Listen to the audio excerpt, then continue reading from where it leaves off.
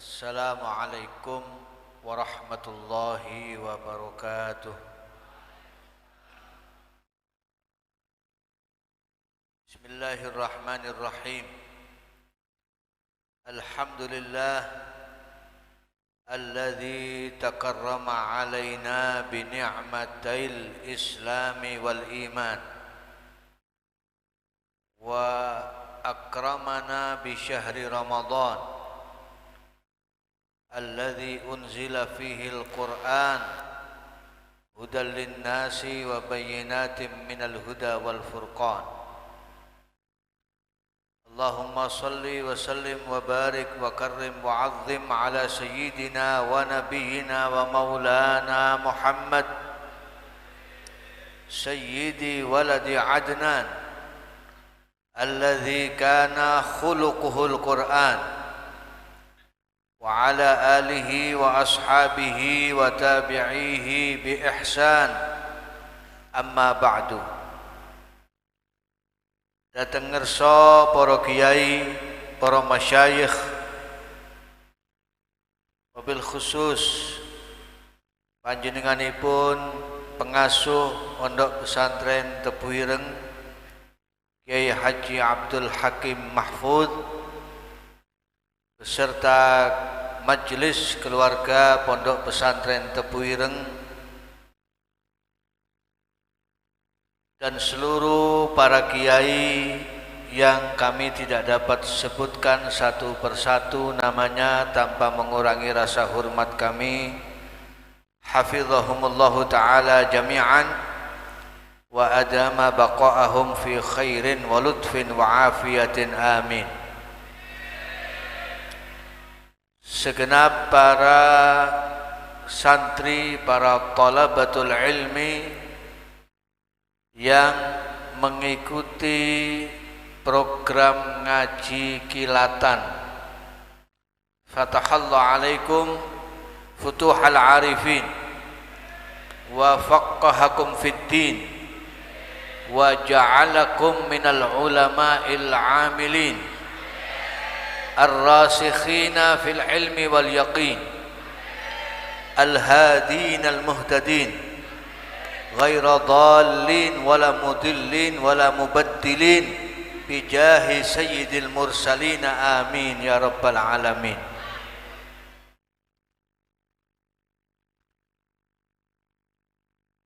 Ke Tebu Ireng ikut ngaji kilatan.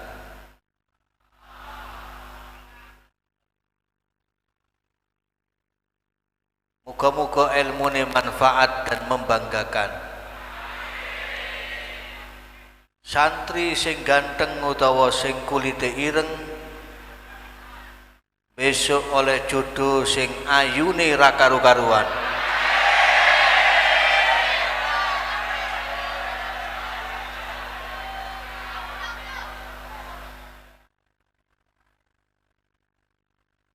Kita bersyukur kepada Allah Ta'ala pada saat ini malam ke-19 Ramadan, malam 19 ya, mengikuti haflah khataman kitab yang dikaji secara kilatan atau pondok pesantren di Pondok Tebu Ireng.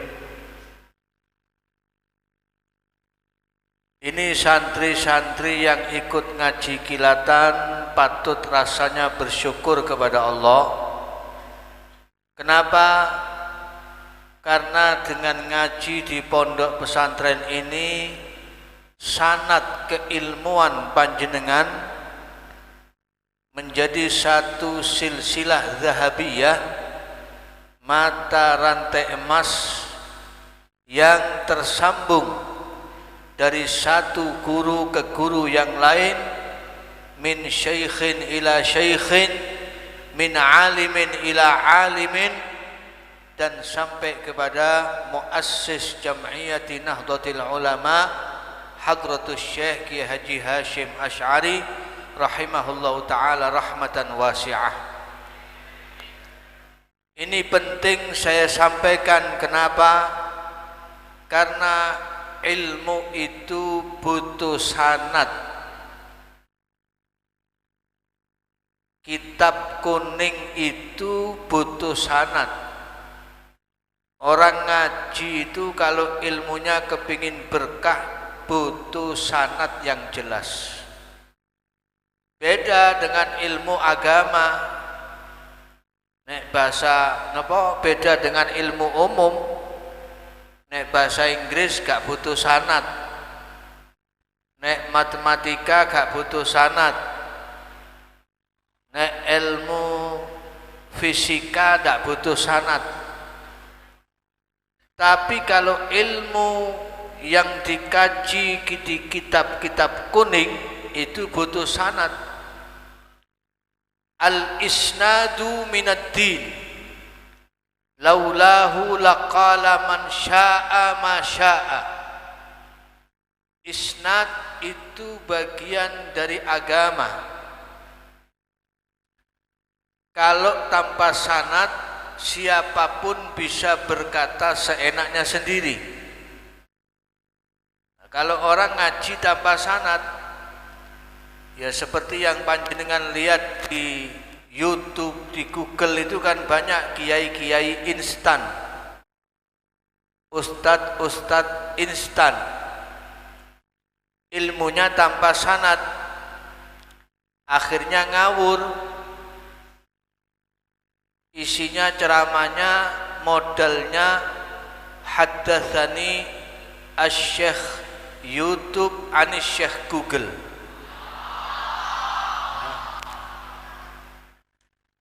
Google itu bahasa Arabnya qauqal.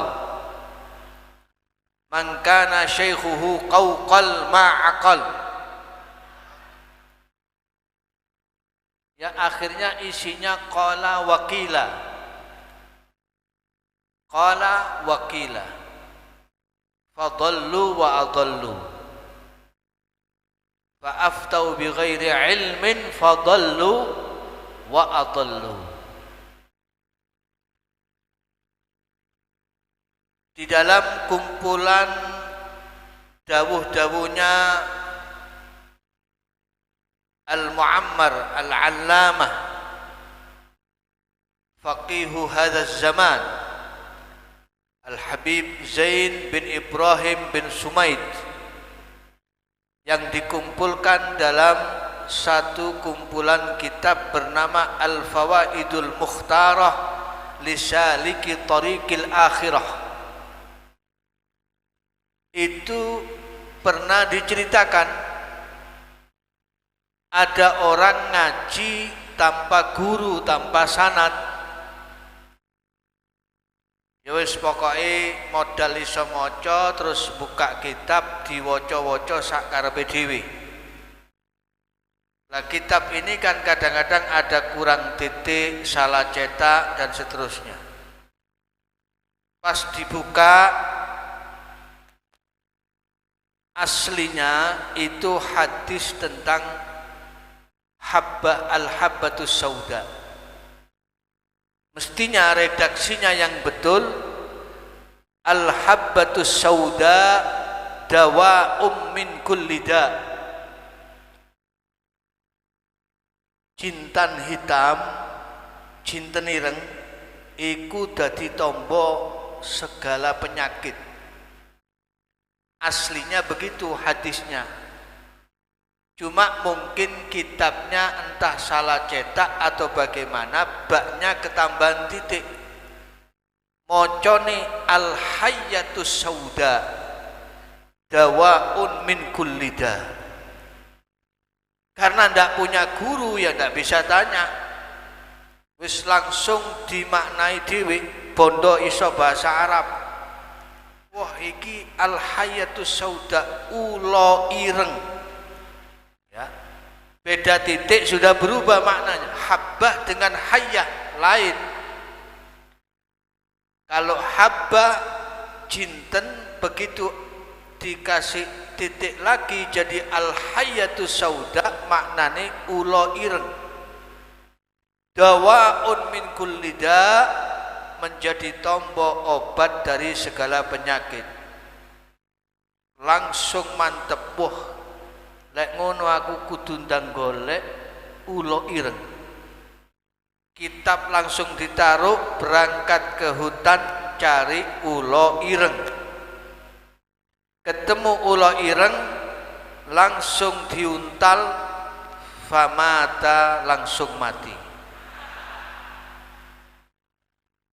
Gara-gara salah titik itu risikonya bisa sampai mati, bayangkan. Nah, itu pentingnya ngaji dengan guru, dan di situ pentingnya sanad. Orang-orang kiai-kiai dulu itu jangankan dalil, dongeng, cerita itu ditanya, kowe cerita ngene iki sanate teko ndi? Dongeng ngene iki sanate teko ndi? Itu baru dongeng, apalagi dalil. Nah, maka di sini pentingnya ngaji dengan guru, irsyadu ustadzin wa suhbatu ustadzin, itu merupakan salah satu syarat seseorang bisa hasil mendapatkan ilmu yang benar dan bermanfaat. Maka Mbah Hasyim Asy'ari ini sanad ilmunya jelas. Beliau salah satu santrinya Syekh Khalil bin Abdul Latif Al-Bangkalani. Berarti sanad ilmunya nyambung ke Mbah Khalil Bangkalan. Beliau juga pernah mondok di Panji ke Mbah Ya'qub bin Hamdani bin Muradani bin Sufyan bin Hasan Sanusi Celaga, Mbah Selaga bin Sa'ad bin Syakaruddin bin Soleh Semendi. Jadi Mbah Ya'qub ini memang di Panji Sidoarjo, tapi sebenarnya beliau keturunan dari Pasuruan. Itu Hasan Sanusi Selaga pesariannya di Pasuruan. Mbak Sa'ad Syakaruddin itu di Pasuruan, Hamdani di Pasuruan, Soleh Semendi di Pasuruan. Jadi sak temene ya sanad NU ini ya nyambung dari Pasuruan juga.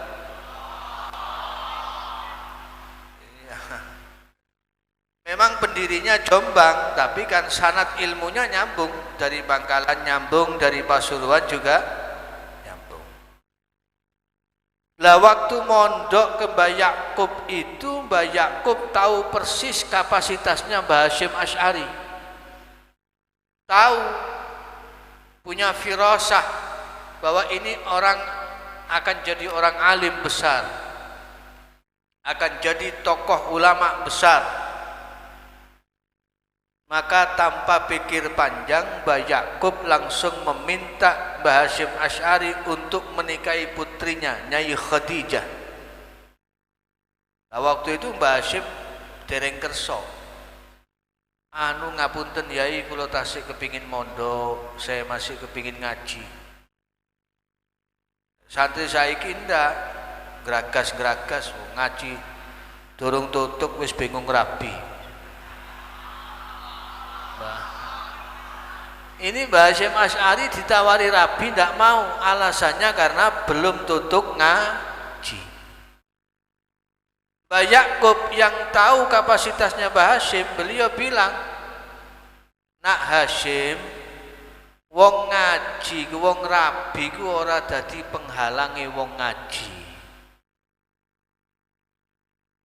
Sebab wong ngaji ilmu agama iku ibarat wong sing nyabrang segara, tambah tutuk tengah tambah gak ketok pinggirane. Semakin di tengah semakin tidak tampak tepinya." Akhirnya Mbah Hasyim kerso mau dinikahkan dengan putrinya Mbah Ya'qub, kemudian baru diberangkatkan oleh Mbah Ya'qub dan istrinya ke Mekah. Itu rihlah pertamanya beliau ke Mekah untuk thalabul ilmi. Nah, di Mekah itu beliau Syekh Hashim Asy'ari, Syekh Abdul Wahab Hasbullah, Syekh Asnawi, Raden Asnawi, ini satu guru. Istifadah di antaranya gurunya adalah Syekh Mahfud At-Tirmasi atau At-Turmusi.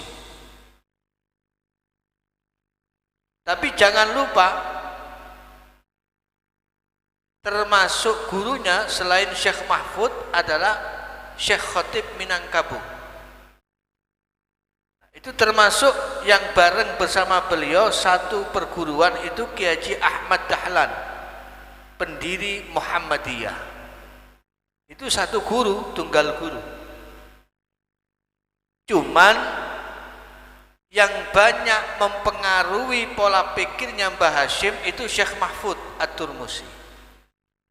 Sementara Kiai Haji Ahmad Dahlan itu banyak terpengaruh dengan Syekh Khatib Minangkabau, yang waktu itu diantaranya ngajar Al-Manar, Al-Maraghi. Ini Al-Manar itu yang ngarang orang Mekah, ya,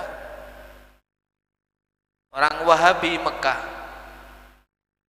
Itu saya pernah dapat cerita dulu, Syekh Muhammad Nawawi, Syekh Muhammad Yasin Al-Fadani,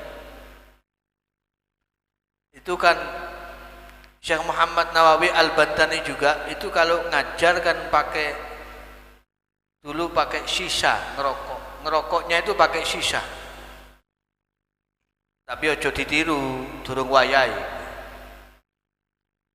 Itu dulu Syekh Yasin begitu, Syekh Muhammad Nawawi begitu. Lah, yang ngarang tafsir Al-Manar ini lagi lewat, ketok Syekh Nawawi Al-Bantani rokokan sisa sambil ngajar di Mekah itu dulu. Disindir sama yang ngarang tafsir Al-Manar, sahibun nar finnar, sahibun nar finnar. Wong sing seneng geni ya besok panggonane ning geni neraka. Tapi Syekh Nawawi langsung irtijalan jawab, la bal sahibul manar finnar. Wah, itu sudah levelnya lain. Kuwe ojo niru, durung wayahe. Jadi kita sebenarnya NU itu sama Muhammadiyah itu tunggal guru, cuma beda pemikiran saja. Yang Muhammadiyah lebih dominan ngambil pemikirannya Syekh Khatib Minangkabau.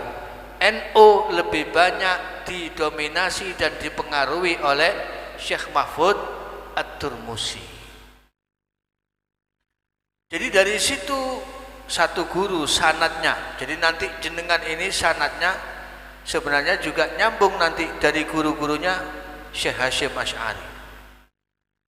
Tadi nyambung ke Mbah Khalil Bangkalan, nyambung ke Mbah Yakub Panji, nyambung ke Syekh Mahfud At-Turmusi, Syekh Khatib Minangkabau, ya, ke Syekh Muhammad Yasin bin Isa Al-Fadani.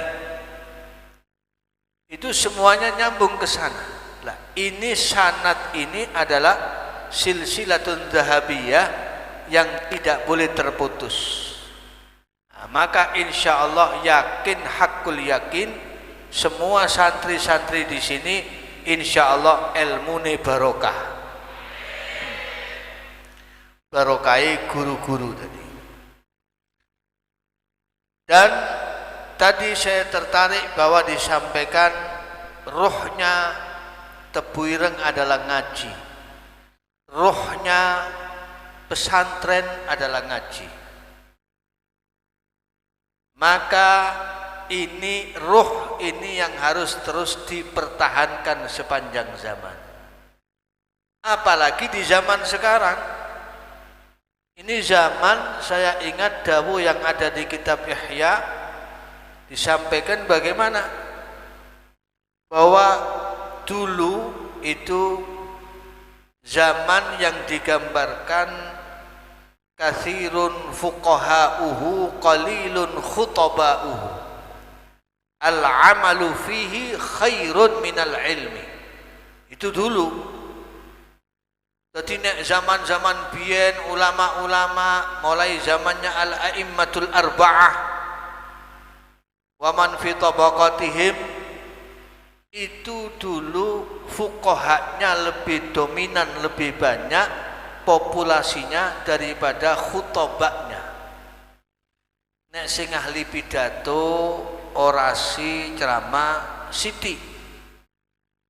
Tapi sing ngerti hukum, apal hukum, mengerti dengan betul hukum fikih, ngerti usul fikih,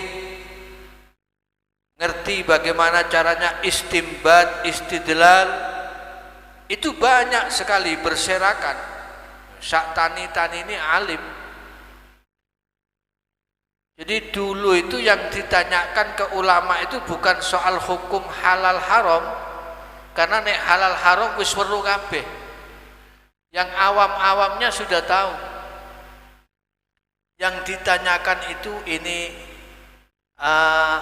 perkara yang termasuk min babi aula atau tidak, ini mustahab atau makruh atau bagaimana, perkara-perkara yang dakik-dakik yang ditanyakan, bukan yang sorih-sorih.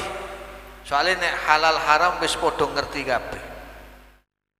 Lho nuwun sewu, sampai perempuan-perempuannya itu dulu alim-alim, ulama-ulama semua, tidak cuma yang laki. Sampai diceritakan tuh di kitab Al-Mustadraf fi kulli fannin mustadraf, ada satu suami ngetes ilmunya istrinya.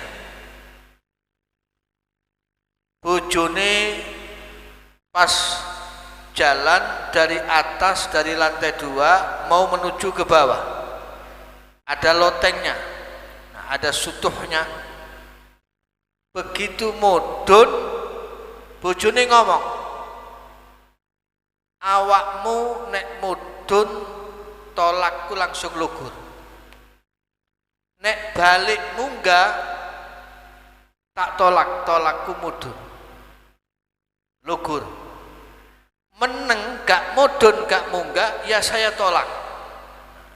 Kira-kira ya apa ya solusinya? Mudhun terus di ini, tolaknya ditaklik.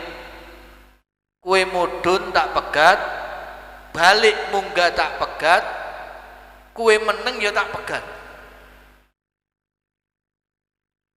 Akhirnya krana sing dikonokno iki bojone alim, ini zamannya Imam Malik, langsung loncat dari loteng itu, dijatuhkan badannya. Ya beset kabeh, mencolot. Begitu wis lugur, iki wis getin kabeh. Jare sing lanang, Masya Allah, di ilmumu ternyata dukur. Kowe lek ngene besok-besok iso ngenteni Imam Malik. Jare sing wedok, iya Mas, mane-mane yo lek ngetes sing enak, ojo sing sampe. Mungkin sing lanang kepingin rabi maneh golek cara ngoten, mungkin. Ya ada ihtimal. Cuman bojone krana ngerti fikih, jadi dia mencolot. Lah mencolot kan duduk mudhun. Loncat dengan turun berbeda. Luput teko tolak, cuma ya beset kabeh. Itu sampai seperti itu dulu. Orang-orang yang alim-alim itu. Fuqahanya banyak, khutobaknya sedikit. Sehingga di zaman seperti itu ngaji masih gak pati temen, amali diakei gak popo. Kenapa? Kalau punya problematik keilmuan banyak yang mau ditanya. soal fikih akeh sing dijujuk, takon warisan faraid banyak yang bisa ditanya, karena semuanya orang-orang alim-alim. Tapi nanti berbeda lah, ini sekarang zaman kita, zaman di mana katsirun khutaba'uhu qalilun fuqaha'uhu, al-ilmu fihi khairun minal amal. Khutabanya banyak, oratornya banyak, yang bisa ceramah banyak, mubalignya banyak, pembicaranya banyak, tapi fuqahanya sudah berkurang populasinya. Semakin sedikit semakin tergerus. Nah, di zaman seperti ini ilmu harus diutamakan timbang amal. Amalnya yang penting, yang wajib-wajib, sunnah-sunnahe ya dipek sak penting-pentinge. Gak usah kakean tirakat, wiridan, poso, ngaji. Tirakat paling apik itu ngaji. Dulu Kiai Jazuli Pelosok itu pernah minta ijazah sowan ke Kiai Abdul Hamid bin Abdullah bin Umar Pasuruan, minta ijazah thariqah. Katanya Romo Kiai Haji Abdul Hamid, at-turuqu ilallahi katsiratun walakin wallahi afdalut turuqi thariqatut ta'limi wat ta'allum.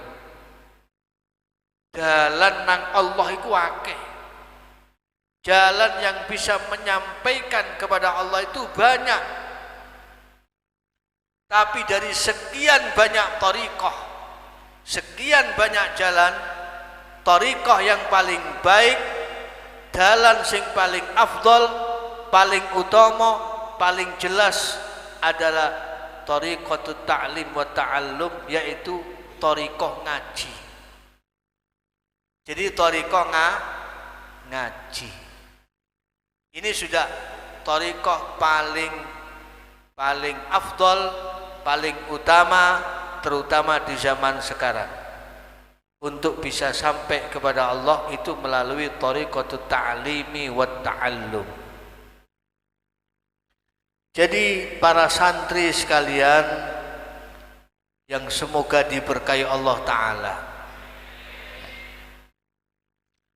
tradisi ngaji ini perlu terus dihidupkan dan ditingkatkan, terutama di Pondok Tebuireng.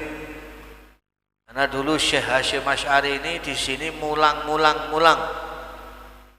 Thariqahnya thariqah ngaji, thariqah mulang.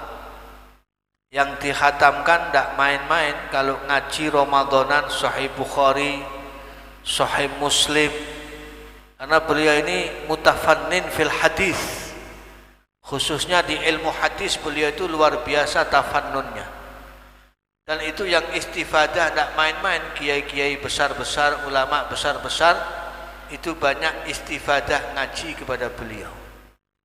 Nah, jadi santri itu minimal harus bisa identik dengan kiainya, walaupun tidak bisa persis, ya, harus bisa identik dengan kiainya. Nek kiai ini alim, alama, yo santri ini kudu dadi alim lah, walaupun tidak sealim kiai-kiainya dulu.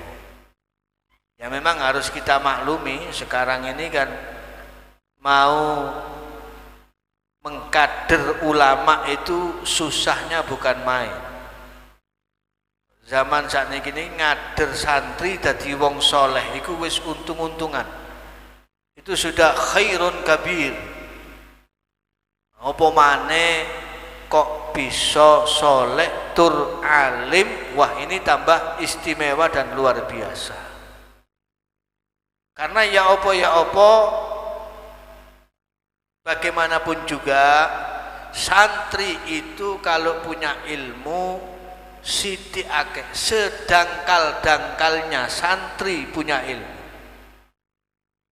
Paling dangkal wis mamane fikih cukup Fathul Qorib pomo nih kemudian ilmu alate cukup sampai jurumiyah mutammimah, itu ya besok minimal pantes lah dadi mudin, pantes dadi mudin. Dia sekali milih kira-kira mulai teko kene cita-citai apa dadi mudin, apa kiai langgaran, apa kiai sing pantes nyekel pesantren. Wah, nek kiai sing pantes nyekel pesantren gak cukup Fathul Mu'in, fakih ini paling ndak yo harus hatam Fathul Wahhab, Manhajut Tullab. Terus usule ya paling ndak sampai Jam'ul Jawame'. Alate paling ndak apal Juman.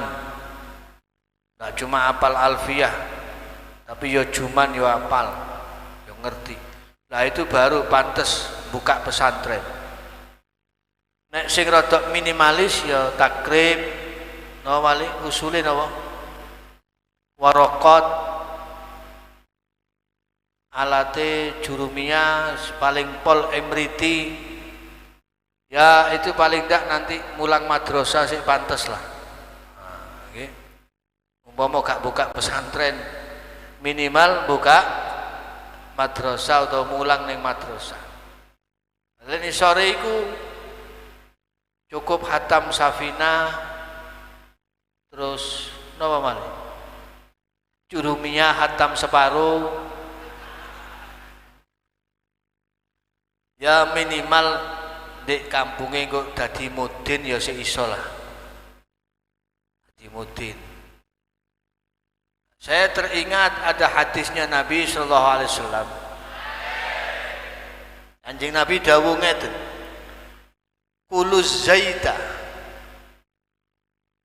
zaita waitadimu bihi waddahinu bihi fa innahu yakhruju min syajaratin mubarakah.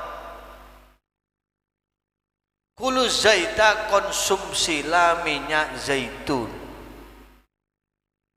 Minyak zaitun itu minyak nabati yang keluar dari buah zaitun atau pohon zaitun. Nek zaitun Jawa minyak kelopo, nabati yang menghasilkan minyak. Kemudian ndak cukup dikonsumsi, dadekno lawuh. Kalau makan pakai lauk pauknya dari minyak zaitun, dudune minyak zaitun. Tidak cukup itu, bahkan minyak ono nganggo minyak zaitun. Jadi pakai minyak dari minyak zaitun. Dikonsumsi untuk kesehatan, dienggo lawuh, didadekno minyakan. Kenapa? Karena zaitun ini keluar dari pohon yang diberkahi. Min syajaratin mubarakah.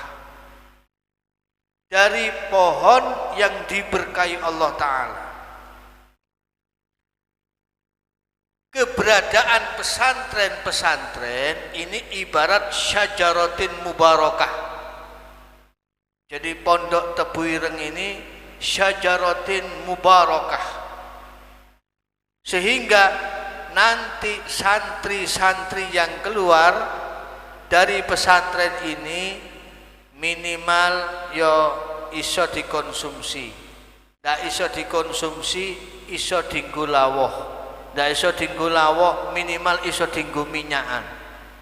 Artinya sedangkal-dangkalnya orang yang berilmu agama, maka dia masih akan bisa bermanfaat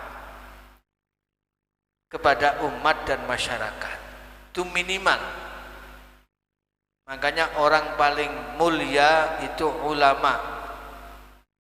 Afdhalun nas al-mu'minul alim. Karena inihtija ilaihi nafa'ah. wa inistughniya anhu aghna nafsah. Orang itu karo alim dibutuhkan masyarakat bisa memberi manfaat. Kalau tidak dibutuhkan manfaat, minimal dengan ilmunya sendiri dia sudah bisa mulia. Martabatnya akan mulia. Nah, makanya saya senang di sini ada tradisi ngaji. Ngaji ini mudah-mudahan nanti menjadi satu istiqomah yang semakin zaman ini semakin akhir semakin dikembangkan lagi, dan semangat dari para santri itu semakin animonya semakin tinggi untuk mau mengikuti tradisi ngaji kitab kuning di pesantren-pesantren. Jadi para thalabah sekalian yang dirahmati Allah, khususnya ini malam hari ini kita masih berada di pertengahan Ramadan. Nisfu Ramadana qad zahab wa nisfuhul baqi zahab. Nisfu Ramadana qad zahab, separuh dari bulan Ramadan sudah pergi. Tapi wa nisfuhul baqi zahab, separuhnya lagi yang tersisa adalah emas yang harus kita perebutkan. Itu Ramadan. Jadi sekarang ini yang lalu sudah qad zahab, yang masih tersisa ke belakang ini adalah zahab, emas yang harus kita pertahankan sampai akhir Ramadan nanti. Nah, ini nanti jenengan-jenengan ini, khususnya yang ngaji-ngaji ini, nanti di akhirat itu punya martabat kedudukan yang sangat terhormat.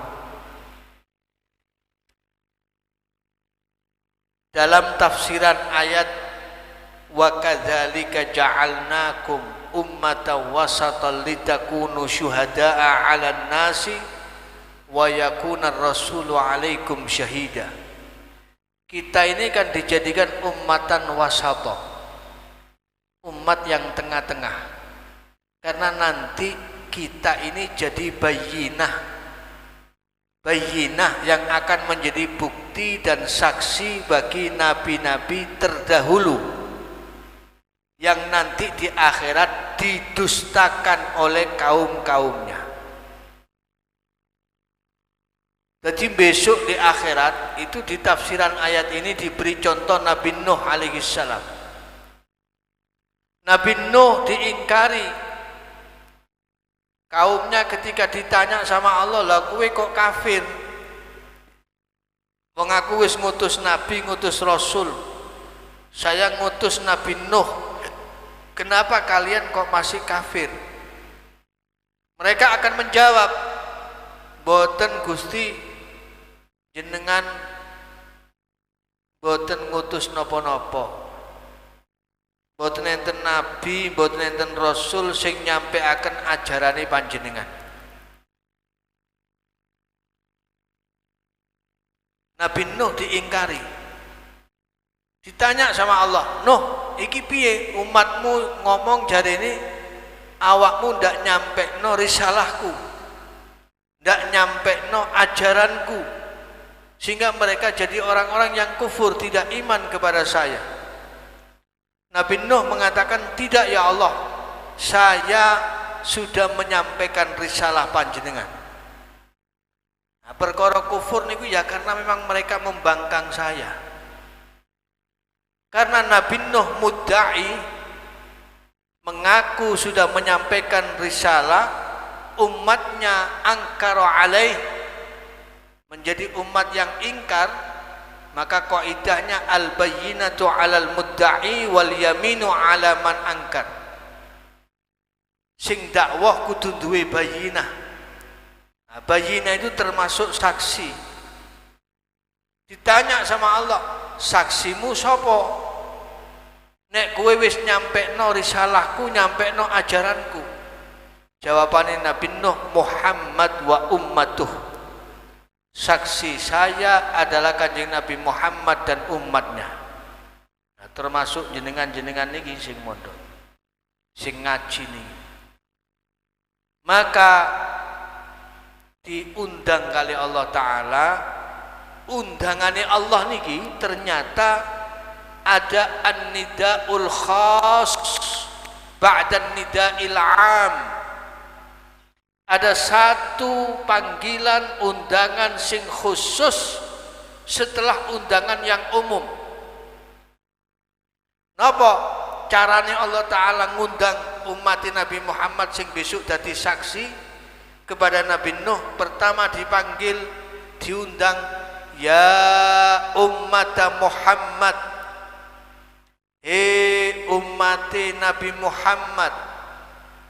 Kemudian tidak cukup di situ, diundang malih kali Allah Ta'ala, ya sawama Ramadan, wahai yang berpuasa di bulan Ramadan. Sementara Ramadan ini hanya dimiliki oleh kita umatnya Nabi Muhammad. Jadi tidak sembarang umat nanti yang dipanggil untuk bersaksi, tapi mereka yang ahli berpuasa di bulan Ramadan. Apa maneh poso Ramadan dinggo ngaji kilatan. Ini berpotensi nanti termasuk yang mendapat undangane Gusti Allah.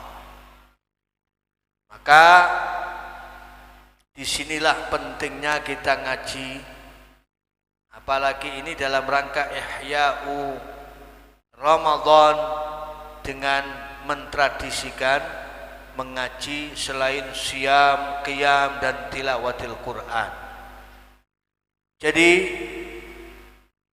teruskan tradisi mengaji ini, tingkatkan terus himmah dalam mengaji, tingkatkan terus semangat, dan jangan lupa terus bersabar.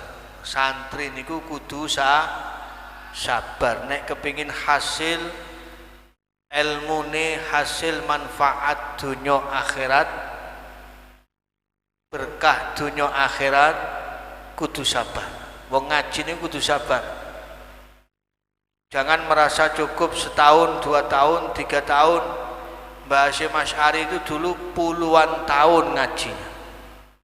Ulama-ulama dulu itu sudah berkeluarga masih ngaji. Ya, karena sesuai dawuhne Kanjeng Nabi alaihi salatu wassalam, manhumani la yashba'an, manhumul mali wa manhumul ilmi. 2 pelahap yang tidak akan pernah kenyang, pelahap harta dan pelahap ilmu. Nek wong-wong sing golek donya gak tahu wareg, terus merasa kurang. Kenapa kita yang cari ilmu merasa cukup dengan sekedar apa yang kita peroleh, cuma sekedarnya tanpa kita tingkatkan. La tardha bid-duni wala ta'syak illa kulla ghali, la yardha bid-duni illa sakhiful aqli khali. Nek urusan ilmu gak oleh qanaah, ya nek rezeki qanaah. Tapi nek ilmu gak oleh qanaah. Jangan merasa cukup dan jangan puas dengan hasil yang rendahan. Tapi terus tingkatkan dengan mutu dan kualitas yang lebih tinggi.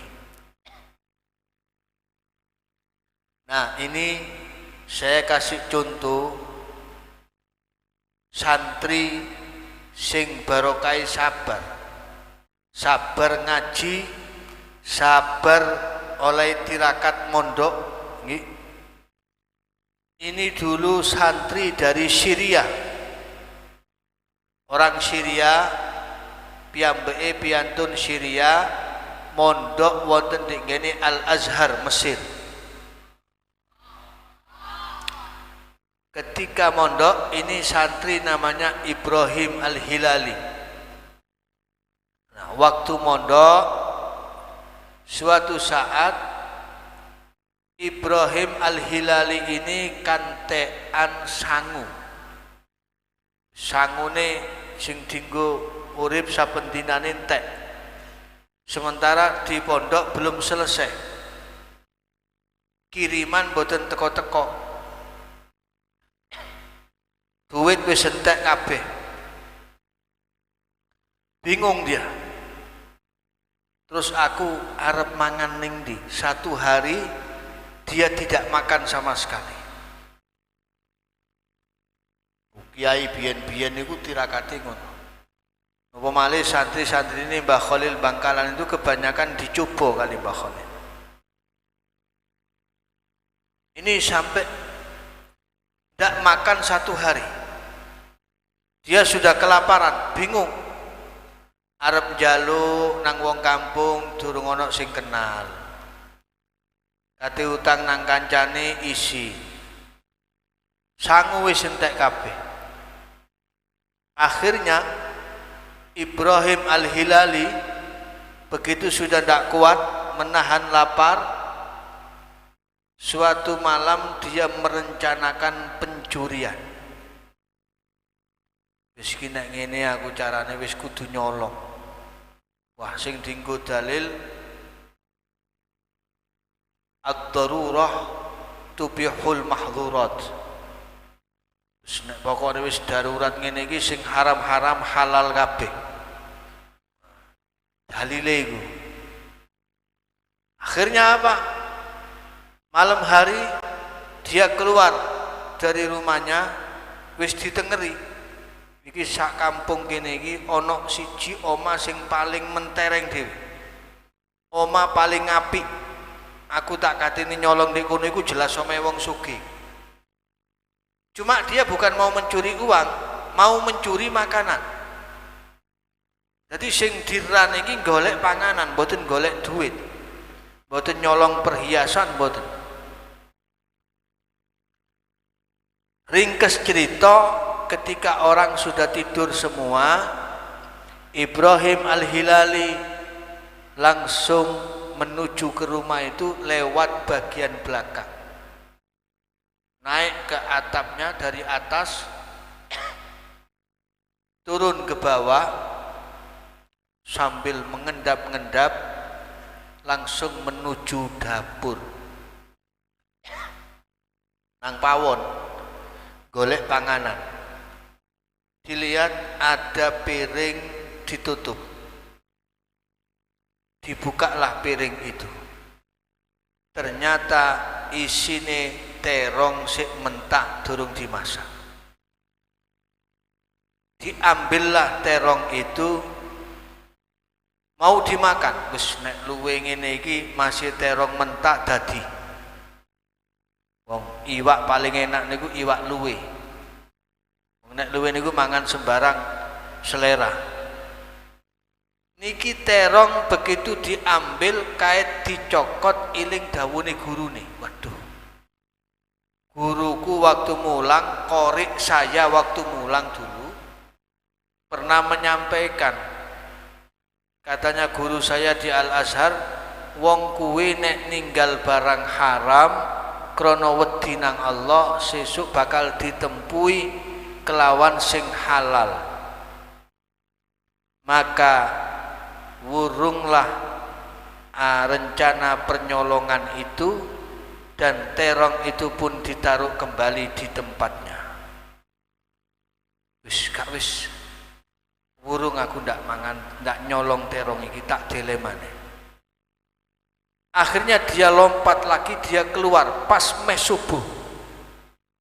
Metu saka omah sing niku wau, kembali ke kamarnya dia. Bersolat subuh, dia masuk kamar, tiba-tiba guru besarnya, kiai ini, Syekh Al-Azhar pada saat itu, langsung ke kamarnya Ibrahim Al-Hilali. Ditok-tok kamar. Assalamualaikum. Dibuka. Waalaikumsalam. Loh, jenengan yai. Wonten napa yai? Ndak ngene, nak Ibrahim wis ndrodok niki. Wah, ojo-ojo kiai iki weruh nek aku mambengi arep nyolong terong. Ternyata apa? Kata kiainya, nak, aku iki mambengi dipasrahi wong kampung. Iki napa yai? Iki ana rondo teles. Bu, apane sing teles Mas? Pokoknya rondo teles. Wayu soge. Biyen bojone iku soge ninggalno donya akeh, gak ono ahli waris. Dia butuh seorang suami untuk mengelola hartanya yang ditinggalkan sama suaminya. Kira-kira nek awakmu tak rabekno karo rondo teles iku ya apa? Iki wis teles soge. Namanya santri anu yai menawi kula sam'an wa ta'atan mawon. Napa nderekaken dawuh jenengan? Ya wis, nek ngono gak usah suwe-suwe, wis saiki ndang akad. Iki waline wis siap, mantene sing wedok ya wis siap, mudine wis siap. Tapi kula mboten gadah mahar yai, wong kula niki ketelasan arta. Wis tak silih dhisik gampang urusan mahar po jari aku. Berangkatlah menuju tempat yang ditentukan itu, terjadilah akad nikah. Barqabiltu nikahaha wa tazwijaha bil mahril madhkur. Kemudian si santri ini Ibrahim Al-Hilali diajak sama istrinya pulang ke rumahnya. Sampai di rumahnya, masuk, dipersilahkan duduk, lalu istrinya nawari makan. Mas, sampean mau ndak makan, tapi seadanya saya belum masak. Ya wis dik, gak apa-apa, aku kaliren keluwen iki.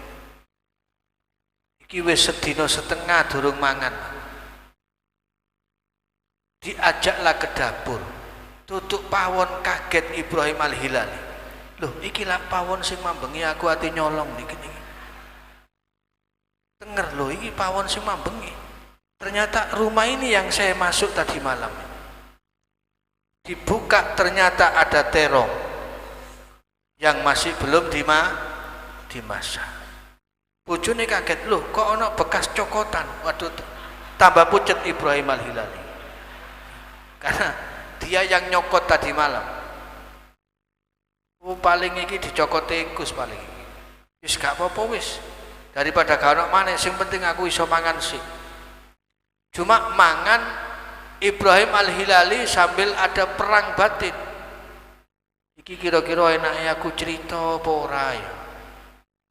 Kok cerita kuatir bojoku iki njaluk pegat. Gak cerita iki tekanan batin. Ndak kuat, akhirnya Ibrahim Al-Hilali cerita. Anu dik, sak temene iku aku mambengi iku ceritane ngene dicerita. Lah terong iki duduk cokotane tikus, tapi bekas cokotanku. Akhirnya istrinya menjawab, wahai kakanda, karena semalam terong ini haram untukmu. Sekarang jangankan terong ini, terongmu pun halal untukku.